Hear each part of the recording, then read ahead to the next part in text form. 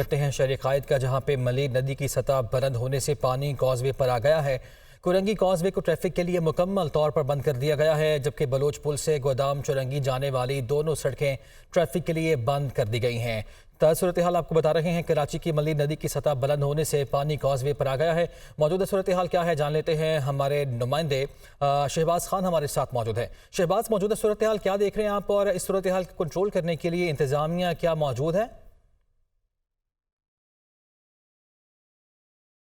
جی بالکل، کراچی میں حالیہ بارشوں کے بعد جو ہے وہ ملیر ندی میں پانی کی سطح بلند ہو گئی ہے، جس کے باعث ندی کا جو پانی ہے وہ ای بی ایم اور کورنگی کازوے پر جو ہے وہ آ گیا، جس کی وجہ سے بلوچ پل سے گودام چورنگی جانے اور آنے اور جانے والا دونوں کازوے کی سڑکوں کو مکمل طور پر ٹریفک کے لیے بند کر دیا گیا ہے۔ اس وقت بھی کازوے کی دونوں اطراف کی سڑکوں پر جو ہے وہ ندی کا پانی ہے، اور تیز بہاؤ کے ساتھ جو ہے وہ پانی یہاں پہ جاری ہوتا ہوا ہمیں نظر آ رہا ہے۔ تاہم میئر کراچی مرتضی وہاب کی خصوصی ہدایت پر جو ہے وہ کازوے کے دونوں سڑکوں کو ٹریفک کے لیے مکمل طور پر بند کر دیا گیا ہے۔ یہ ٹریفک کے لیے مکمل طور پر بند کرنے کے بعد جو بلوچ پل سے ٹریفک کازوے کی جانب آ رہا تھا، اب وہ ٹریفک قیومات کی جانب جو ہے وہ موڑا جا رہا ہے۔ دوسری جانب جو گودام چورنگی سے کازوے کی جانب روڈ آ رہا تھا، اس کو بند کرنے کی وجہ سے اس کو جام ساٹی پل کی جانب جو ہے وہ ٹریفک کو ڈائیورژن کیا جا رہا ہے۔ جو کازوے کے دونوں اطراف میں جو ہے وہ پولیس اور ٹریفک پولیس یہاں پر موجود ہے، اور ڈسٹرکٹ پولیس یہاں پر موجود ہے، جنہوں نے بیریئر لگا کے مکمل طور پر جو ہے وہ ٹریفک کی آمد و رفت کو یہاں پر روکا ہوا ہے،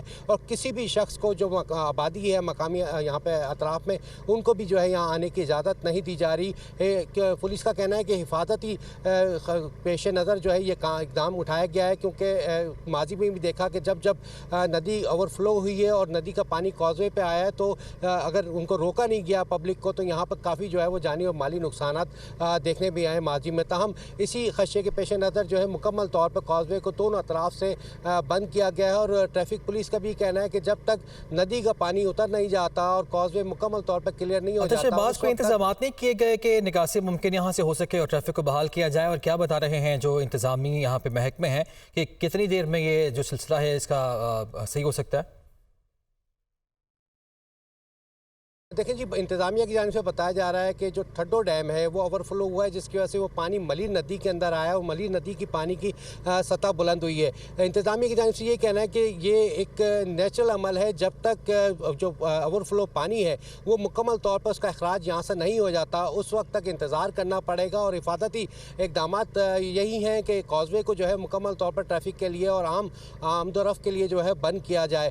تاہم انتظامیہ کا یہ کہنا ہے کہ امکان ہے کہ صبح تک جو ہے وہ پانی اتر جائے گا، اور کوئی 8 یا 9 بجے کے قریب جو ہے وہ ٹریفک کے لیے امکان ظاہر کیا جا رہا ہے کہ ٹریفک کے لیے کازوے کو کھول دیا جائے گا۔ لیکن ابھی تک کی جو صورتحال ہے اس میں ایسا نظر نہیں آتا، کیونکہ جو پانی کا بہاؤ ہے وہ اس میں جو ہے وہ شدت آتی چلی جا رہی ہے، اور ای بی ایم کازوے سے کورنگی کازوے کی جانب یہ پانی جا رہا ہے، جہاں سے وہ سمندر کی جانب جو ہے وہ رواں دواں ہے۔ تاہم انتظامیہ کا کہنا ہے کہ حفاظتی انتظامات جو ہیں وہ مکمل کر لیے گئے ہیں، اور جو انسانی جان و مال کی حفاظت کے لیے کے تحت جو ہے یہاں پر مکمل طور پہ کازوے کو بند رکھا جائے گا۔ جی ٹھیک ہے، شکریہ آپ کا شہباز۔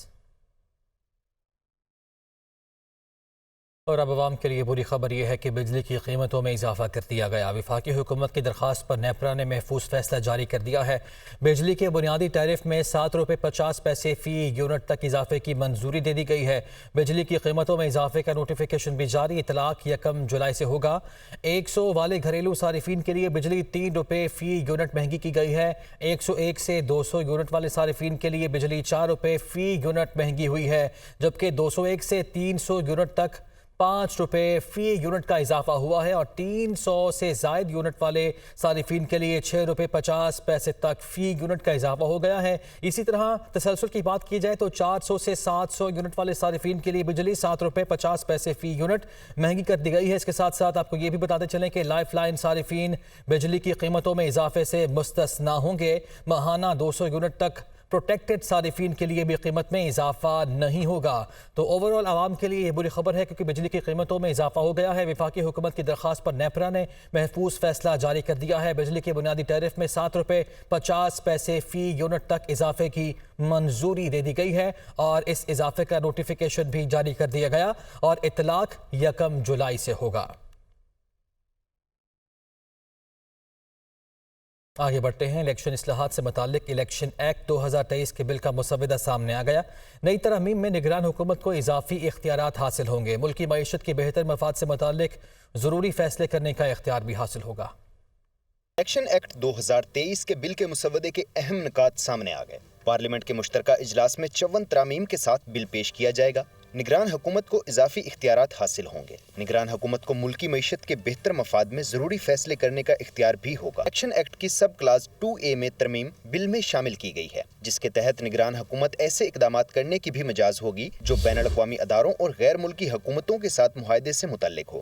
ترمیم کے مطابق پریزائڈنگ افسر نتیجے کی فوری تصویر بنا کر الیکشن کمیشن اور ریٹرننگ آفیسر کو بھیجنے کا پابند ہوگا۔ انٹرنیٹ کی سہولت نہ ہونے کی صورت میں پریزائڈنگ آفیسر اصل نتیجہ فزیکلی پہنچانے اور الیکشن کی رات 2 بجے تک نتائج دینے کا پابند ہوگا۔ امیدوار کو 60 روز میں قومی اسمبلی یا سینٹ کی نشست پر حلف لینے کا پابند بنایا جائے گا۔ حلف نہ لینے کی صورت میں سیٹ خالی تصور کی جائے گی۔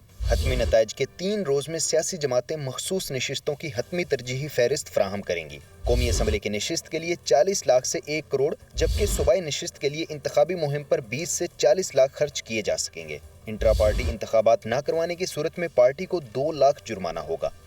وفاقی وزیر قانون ناظم نذیر تارڑ کہتے ہیں کہ 2017 کے الیکشن ایکٹ میں سیاسی جماعتوں کو بہت اختلافات تھے۔ ہم نے کچھ نہیں چھپایا بلکہ ترامیم کے متعلق سب کو بتایا گیا ہے۔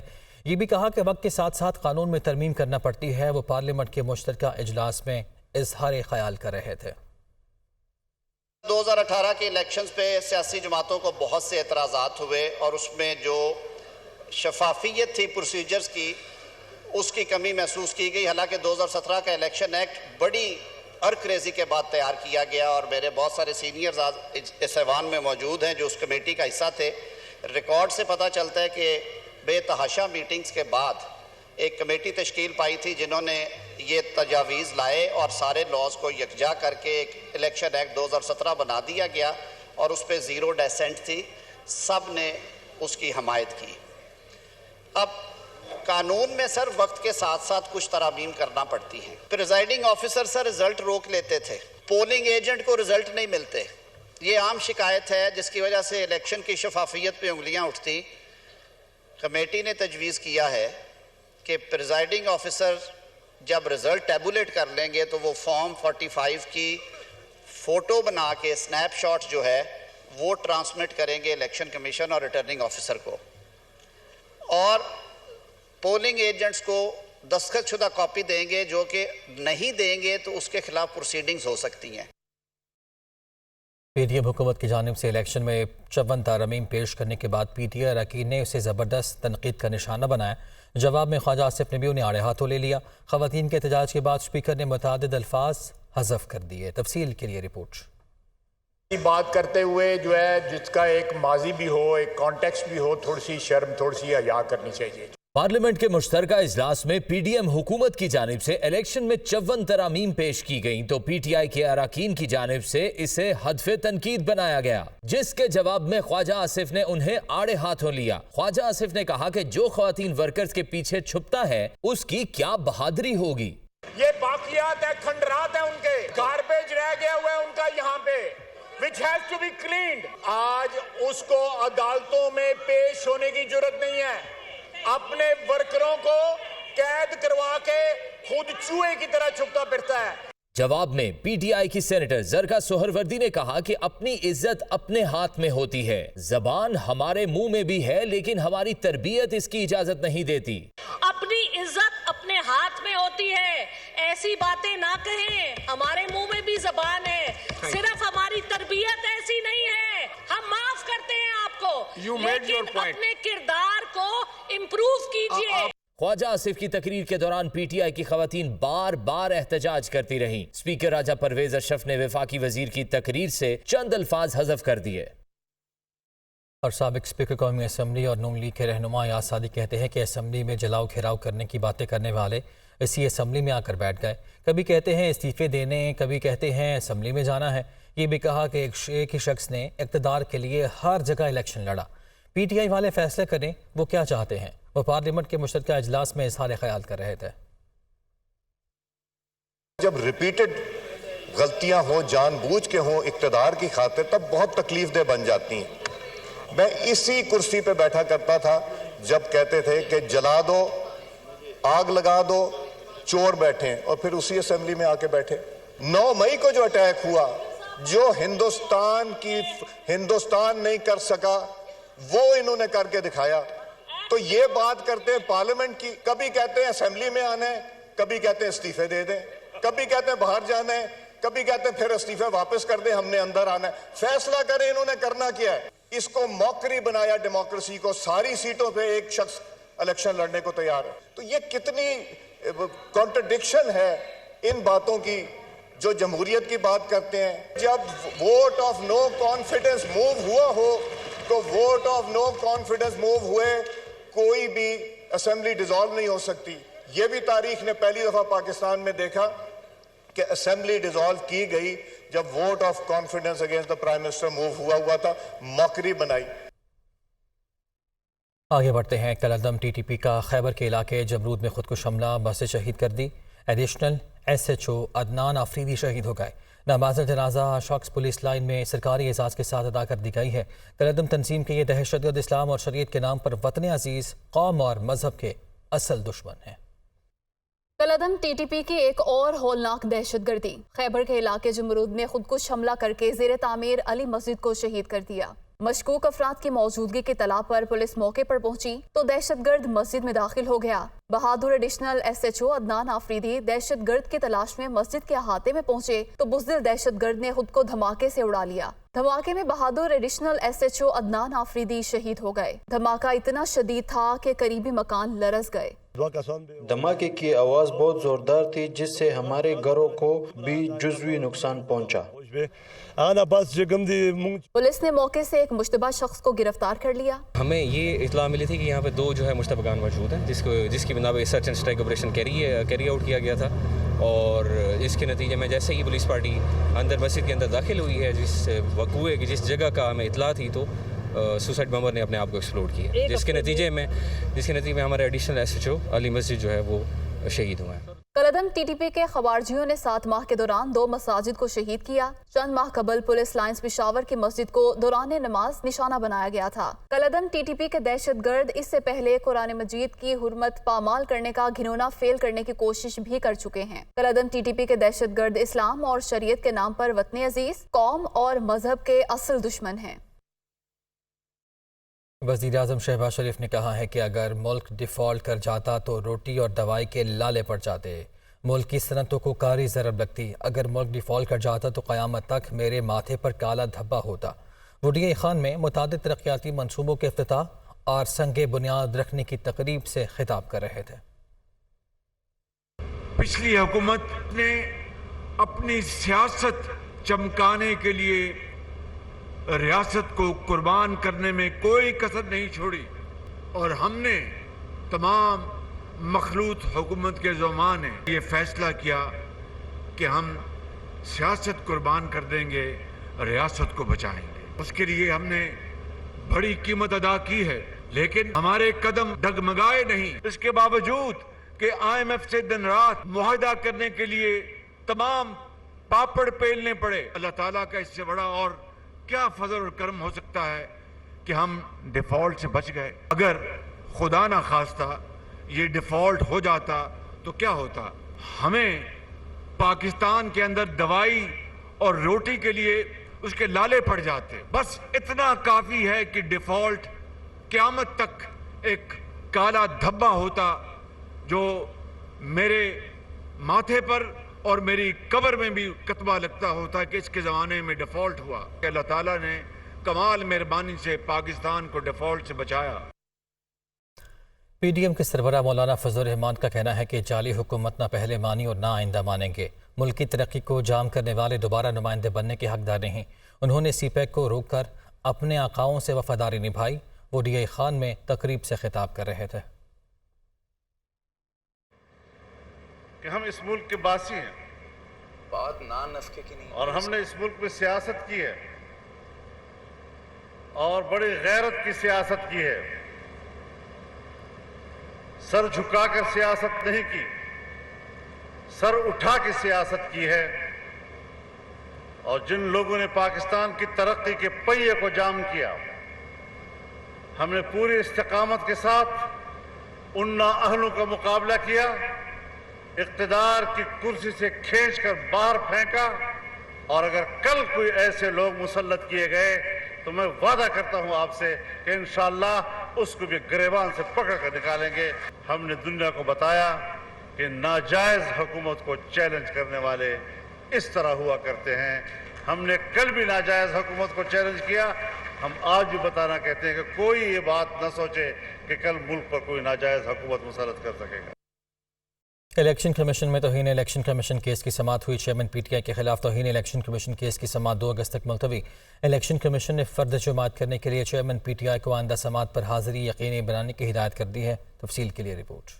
الیکشن کمیشن میں توہین الیکشن کمیشن کیس کی سماعت چیئرمین پی ٹی آئی ناقابل ضمانت وارنٹ گرفتاری جاری ہونے کے بعد کمیشن میں پیش وکیل کی استدعا پر کیس کی سماعت 2 اگست تک ملتوی۔ فرد جرم عائد کرنے کے لیے چیئرمین پی ٹی آئی کو حاضری یقینی بنانے کی ہدایت۔ توہین الیکشن کمیشن کیس کی سماعت 4 رکنی بینچ نے کی۔ ابتدائی سماعت میں وکیل شعیب شاہین نے استدعا کی کہ chairman P T I high court میں ہیں، لہٰذا سماعت ملتوی کی جائے۔ تاہم ممبر نثار درانی نے ریمارکس دیے کہ ہم انتظار کر لیتے ہیں۔ چیئرمین پی ٹی آئی کی آمد پر سماعت دوبارہ شروع کی گئی۔ کمیشن نے وکیل شعیب شاہین کی جانب سے سماعت ستمبر تک ملتوی کرنے کی استدعا مسترد کر دی۔ ممبر کے پی اکرام اللہ نے وکیل شعیب شاہین سے مکالمہ کرتے ہوئے کہا کہ معاملہ اب فریم چارج کرنے تک چلا گیا ہے، آپ کو اپنے کلائنٹ کی حاضری یقینی بنانا ہوگی۔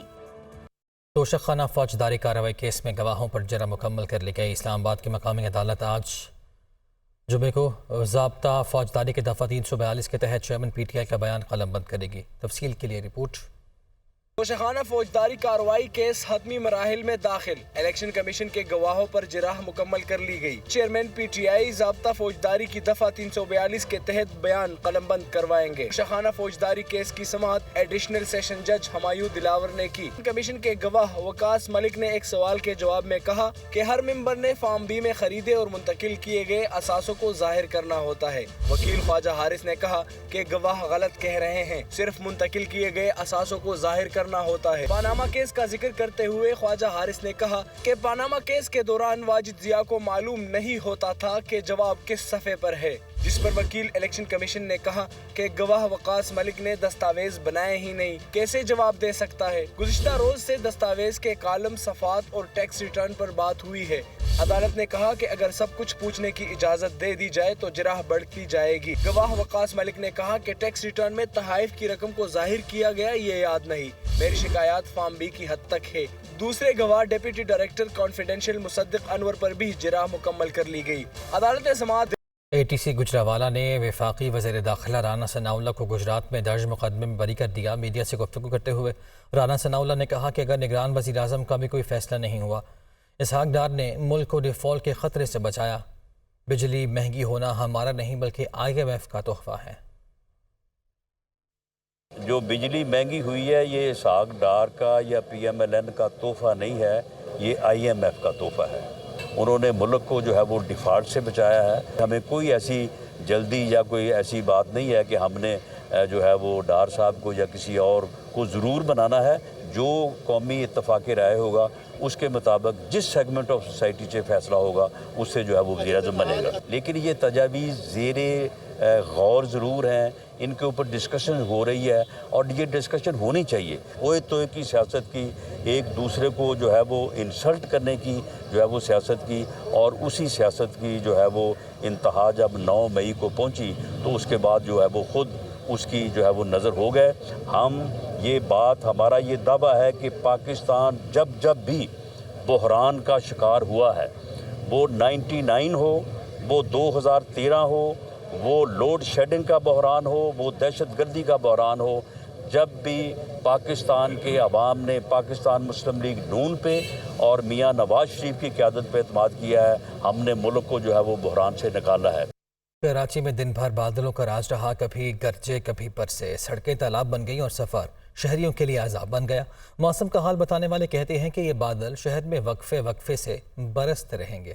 کراچی سے رپورٹ کر رہی ہیں رتابہ عروس۔ شہر قائد میں بادلوں کے ڈیرے، شہر میں مختلف مقامات پر بارش کے بعد شہر کا موسم خوشگوار ہو گیا۔ कराची के मुख्तलिफ इलाकों में कहीं हल्की और कहीं तेज बारिश वक्फे वक्फे से जारी रही। बारिश के बाद सड़कें तालाब का मंजर पेश करने लगी, जिसके बायस शहरियों को सफर में मुश्किलात का सामना रहा। महकमा मौसमियात के मुताबिक शहर में सबसे ज्यादा बारिश गुलशन हदीद में 23 मिलीमीटर, सरजानी टाउन में 14.5, गडाब में 12.5 और औरंगी टाउन में 12 मिलीमीटर रिकॉर्ड की गई। मानसून बारिशों का ये सिलसिला कराची में 27 जुलाई तक वक्फे वक्फे से जारी रहने का इम्कान है। कराची में छोटे बड़े नालों में कचरे के ढेर बरसात में निकासी आपके मसाइल के सबब बन रहे हैं। मेयर कराची कहते हैं कि शहर की बेहतरी के लिए हर मुमकिन इक़दाम किए जा रहे हैं। जमात इस्लामी को भी शहर के लिए मुस्बत किरदार अदा करना चाहिए। अली मेहदी की रिपोर्ट। कराची में थोड़ी सी बरसात निकासी आपके मसाइल से शहरी परेशान। North Nazimabad, north Karachi, federal B area समेत दीगर इलाकों में गटर और नाले उबलने से सड़कों, रिहायशी इलाकों और दीगर मुकामात पर गंदा पानी जमा हो गया। मुतादिद नालों की हिफाजती दीवारें न होने से हादसात का भी खतरा है। शहर में बरसात के बाइस कचरा ठिकाने लगाने समेत सफाई के उमूर पर भी तवज्जो नहीं दी जा रही है। जगह जगह कचरे के ढेर बरसात में भीगने के बाइस ताफुन और बीमारी फैलने का सबब बन रहे हैं। महकमे मौसमियात ने मुल्क के बेशतर हिस्सों में मजीद मानसून बारिशों की पेशगोई कर दी है। बारिशों का सिलसिला 30 जुलाई तक वक्फे वक्फे से जारी रहेगा। शदीद बारिशों से नशेबी इलाके ज़ेरे आब आने और पहाड़ी इलाकों में लैंड स्लाइडिंग का खदशा है। फाजिया अली की रिपोर्ट। मुल्क में मानसून सीजन अपने जोबन पर। 30 जुलाई तक वक्फे वक्फे से मजीद बारिशों की पेशगोई। नशेबी इलाके, ज़ेरे आब आने और पहाड़ी इलाकों में लैंड स्लाइडिंग का खतरा। अरब और खलीज बंगाल से मानसून हवाएं मुल्क में दाखिल हो रही हैं। नई मगरबी लहर मुल्क के बालाई इलाकों में दाखिल होने का भी इम्कान है, जिसके बायस 25 और 26 जुलाई को बलूचिस्तान, बालाई सिंध और पंजाब में मूसलाधार बारिश का इम्कान है। 25 से 30 जुलाई के दौरान इस्लामाबाद, मरी, गलियात समेत कश्मीर, गिलगित बल्तिस्तान और खैबर पख्तूनख्वा में बारिश जमकर बरसेगी। आइंदा एक हफ्ते के दौरान जो प्रेजेंट वीक है, इसमें भी मुल्क के ज़्यादातर हिस्सों में गरज चमक के साथ बारिश की तवक्को है।